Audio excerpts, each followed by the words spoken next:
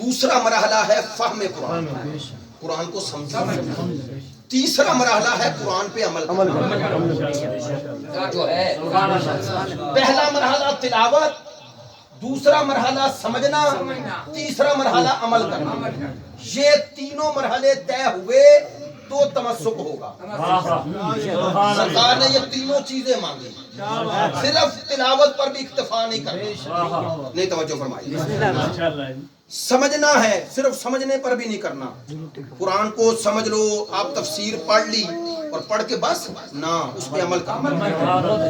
بھئی عمل نہ کرو تو فائدہ کیا ہے؟ آسان کرو، ہمارے بزرگ وہ مثال دیتے ہیں، بہترین ڈاکٹر کے پاس چلے جو بہترین ڈاکٹر ہو، حاذق حکیم ہو، جس کے علاج سے، جس کے نسخے سے آرام آ جاتا ہو، نسخہ لے کے جیب میں رکھ لو، استعمال نہ کرو، کوئی فائدہ نہیں۔ اچھا بول کے بتائیں، قصور ڈاکٹر کا ہے یا ہمارا ہے؟ ہمارا ہے۔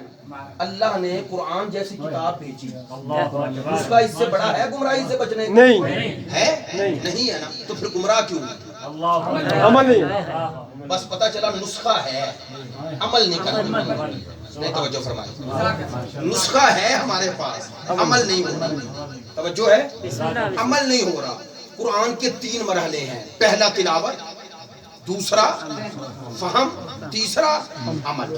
یہ تین مرحلے ہیں قرآن کے ساتھ، اور اہل بیت کے بھی تمسک یعنی دامن تھامنے کے تین مرحلے ہیں۔ پہلا مرحلہ ہے معرفت اہل بیت، اہل بیت کی معرفت حاصل کرنا، توجہ فرمائیں گے، معرفت اہل بیت۔ دوسرا مرحلہ ہے محبت اہل بیت، اہل بیت کی محبت کو عام شے نہ سمجھیں، میری بات پہ توجہ فرمائیں گے۔ میں نے جو آیت پڑھی تھی وہ اسی ضمن سے تھی، لیکن اب نہیں کہتا اس کے بارے میں، انشاءاللہ پھر حاضری ہوئی تو اس پہ پوری گفتگو کروں گا۔ لیکن محبت اہل بیت کی قدر و منزلت پر انیس صاحب نے بھی فرمایا، میں ایک ہی جملہ کہتا ہوں، محبت اہل بیت کی عظمت کو سمجھنا ہے نا، اس کی عظمت کو سمجھنا ہے تو سرکار کی ایک حدیث ہی کافی ہے۔ کون سی؟ سرکار نے فرمایا من ماتا شہیدہ، ماشاءاللہ، جو آل محمد کی محبت پر مرا وہ مر کے بھی کیا ہے؟ شہید ہے۔ بڑا پیارا جملہ ایک دوست میرے کہہ رہے تھے، ماتا شہیدہ، سرکار نے فرمایا جو مر گیا آل محمد کی محبت میں مرا۔ توجہ بھائی، من ماتا، اس من ماتا میں ایک قانون قدرت جو ہے وہ ذکر ہو رہا ہے کہ مرنا اٹل ہے، موت سے فرار ممکن نہیں ہے، نہیں، کہا مرو گے ضرور، من ماتا جو مر گیا، سرکار نے فرمایا جو مر گیا، اچھا قانون قدرت ذکر کیا نا، جو مر گیا اللہ حب آل محمد، بے توجہ، اللہ حب آل محمد، لیکن شرط یہ ہے، سرکار نے فرمایا اگر مرنے والے کو دیکھو، دیکھنا اور پوچھنا یہ آل محمد کا محب تھا یا نہیں تھا، میں اپنی اصطلاح میں کہہ رہا ہوں، فرمایا دیکھنا اگر حب آل محمد، محبت آل محمد پہ تھا، ماتا، مرا پھر بھی ہے، چونکہ قانون ہے نا، اس زندگی یہ جسم نے روح سے جدا تو ہونا ہے نا، ماتا، سرکار نے فرمایا مر گیا۔ ہم نے سوچا پھر محبت کا کہنے کی ضرورت کیا تھی، یا رسول اللہ ہماری جرت تو نہیں، من ماتا علی حب آل محمد ماتا، آپ نے فرمایا جو مر گیا محبت آل محمد پہ ماتا، وہ مر گیا۔ فرمایا اب اگلا جملہ پڑھو، شہیدہ، اس محبت نے مرنے کے بعد اسے ایسی زندگی دے دی اب کبھی نہیں مرے گا۔ جملہ بدل دوں، شہیدہ کہہ کے بتایا کہ محبت آل محمد نے اسے مر کے بھی مرنے نہیں دیا، اسے مر کے بھی مرنے نہیں دیا۔ لیکن اب ایک طالب علم سوال ہے، من ماتا علی حب آل محمد ماتا شہیدہ، جو آل محمد کی محبت پر مرا شہید کی موت ہے، ایسے ہی ہے نا، تو پتا چلا پھر محبت آل محمد میں کوئی ایسی شے ہے جو موت، شہادت کی موت کا سبب بنا، وہ کون سی شے ہے؟ سارا وہ کہتے ہیں تمہید چھوڑ کے آپ نے جس طرح میرا ساتھ دیا، آپ کی سماعتوں پر اعتماد کرتے ہوئے یہ جملہ کہنے لگا ہوں، اور انشاءاللہ اگر جملہ نہ پہنچا پھر آؤں گا تو وضاحت کر دوں گا، لیکن ابھی صرف بغیر تمہید کے ڈائریکٹ جملہ کہنے لگا ہوں۔ محبت آل محمد میں وہ کون سی شے ہے جو مرنے والے کو شہادت پر لے جاتی ہے؟ اچھا اگر یہ دیکھنا ہے تو قرآن میں دیکھو شہادت ملتی کیسے ہے. شہداء کے بارے میں جو آیتیں پڑھی جاتی ہیں دو آیتیں قرآن مجید میں دو. ایک آیت وَلَا تَقُولُوا لِمَن يُقْتَلُ فِي سَبِيلِ اللَّهِ. اچھا یہ بھی آیت دوسری وَلَا تَحْسَبَنَّ الَّذِينَ قُتِلُوا فِي سَبِيلِ اللَّهِ. بھئی توجہ فرمائیں. اب علماء سے پھر معذرت کے ساتھ جو اللہ کی راہ میں قتل ہو جائیں اور دوسری آیت میں بھی کہا انہیں مردہ نہ کہو, اس میں کہا دوسرے میں کہا جو اللہ کی راہ میں قتل ہو جائیں ان کے بارے میں مردہ گمان بھی نہ کرو.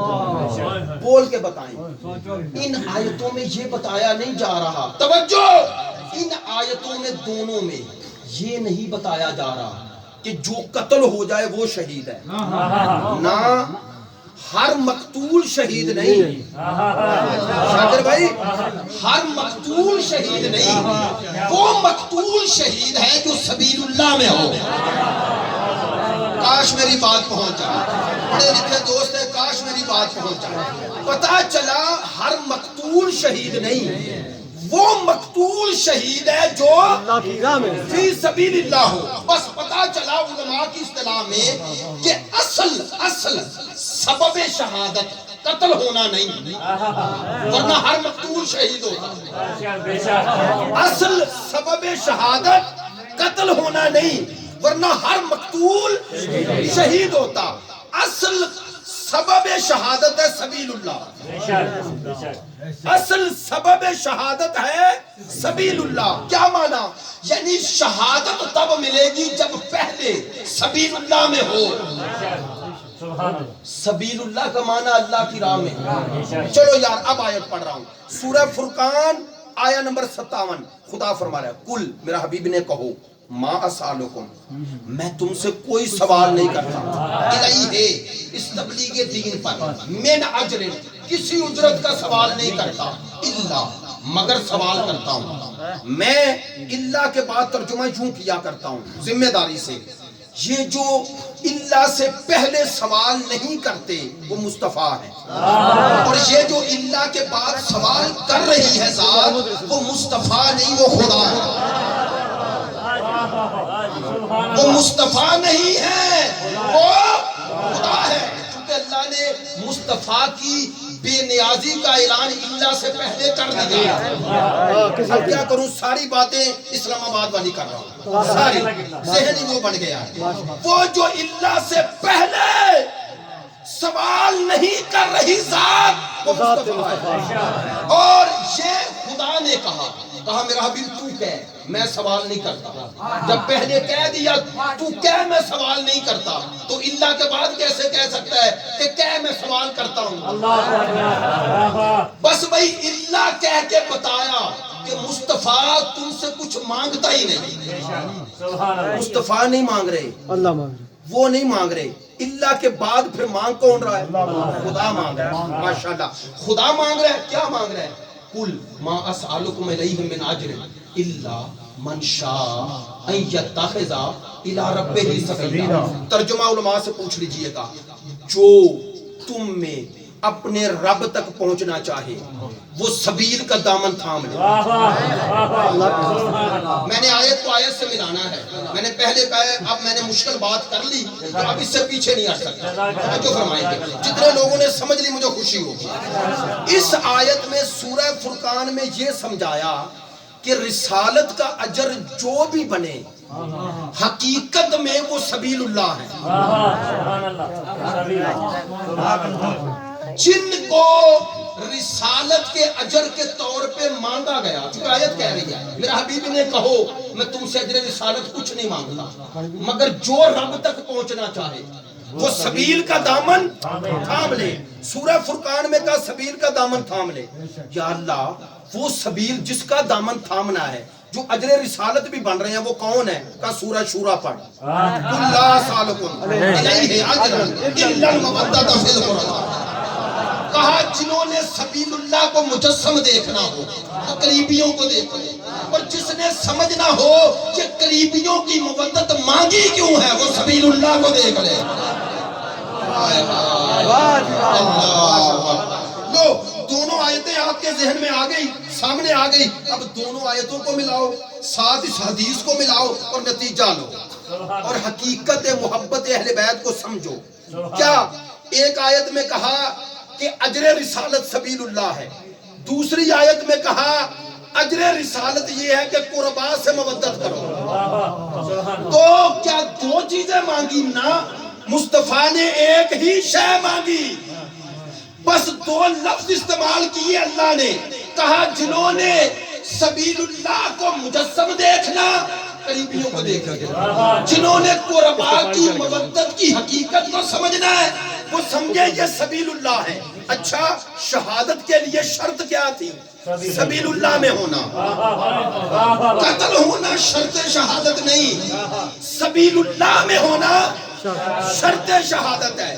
پتا چلا اگر کوئی میدان جنگ میں چلا بھی جائے، لڑتا بھی رہے، سبیل اللہ میں نہیں تو شہید نہیں ہے۔ نہیں، میں اندر داخل ہوا تو مولانا انیس الحسنین صاحب وہ حدیث پڑھ رہے تھے، لوگ اس حدیث کا معنی کر دیتا ہوں، حدیث آپ کے سامنے ہے، صرف اشارہ کر کے معنی کر دیتا ہوں۔ کبھی توجہ فرمائی کہ اس حدیث کا معنی کیا ہے؟